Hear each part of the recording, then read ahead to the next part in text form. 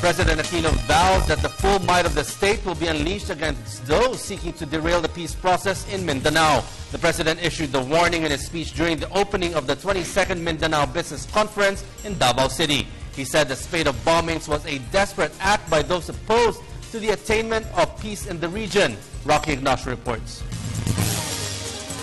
Security measures are tight in Davao City for the opening of the 22nd Mindanao Business Conference. President Aquino led the opening, attended by business leaders in Mindanao. Before business leaders, the President renewed the administration's commitment to implement programs to ensure peace and development will be attained in the region. We gathered today at the turning point in the history of Mindanao, where this region's complete transformation from the land of promise to the land of promises fulfilled is close at hand. The President stressed that the government is doing its best to resolve problems in Mindanao such as armed conflict and adequate supply of energy. President Aquino met with business leaders after the Philippines has been recognized as the leading economy among other ASEAN member economies. 3 years ago, we told the whole world that the Philippines is open for business. And I'm glad to say that we followed through on our words.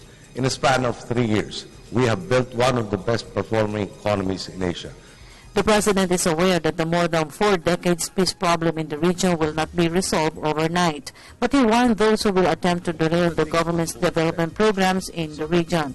The President confirmed that the Cagayan de Oro City bombing was a desperate act of those who are against the attainment of peace in Mindanao. Challenges to our stability, of course, still exist. If you must have heard of the blast that occurred in Cagayan de Oro just last week. Incidents like this, in whichever island, in whichever province, affect the entire country. And we are one with the victims and loved ones affected by these incidents.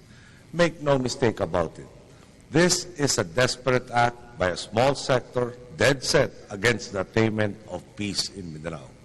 For a long time, we have been working to neutralize these elements. And this is a fight in which we have had quite a few successes. And so our continuing message is this. To those willing to partner with us for peace, we welcome you as brothers. But to those who want to challenge the authority of the state, you will feel the full brunt, depth, and might of the state's response. You will not get in the way of the peace and the stability that will help fulfill the potential of Mindanao. Key leaders in Mindanao convened to discuss policy agenda and craft recommendations that will prepare the region for the ASEAN integration by 2015. The conference has for its theme One Global Mindanao, moving toward ASEAN business integration. 250 and industry leaders have consulted in 5 regions in Mindanao. The vision here is also to create a Mindanao that can compete within the ASEAN community. This is a vision that with government and private sector initiatives, as well as continuing solidarity, can surely be achieved. And we believe our projects are doing precisely that. 12 cabinet members joined the President in this year's conference to demonstrate government's commitment to a lasting peace and development in the region. The DPWH has allotted additional 34 billion pesos for road and other infrastructure projects in Mindanao next year. The DPWH has so far allocated 61.54 billion pesos for road, bridge, and other infrastructure projects in Mindanao. That was for 2011 to 2013. The good news is this number will be increasing even more. For 2014 alone, we are proposing to the Congress that the DPWH be allowed to allocate another 34.29 billion pesos for projects in the region.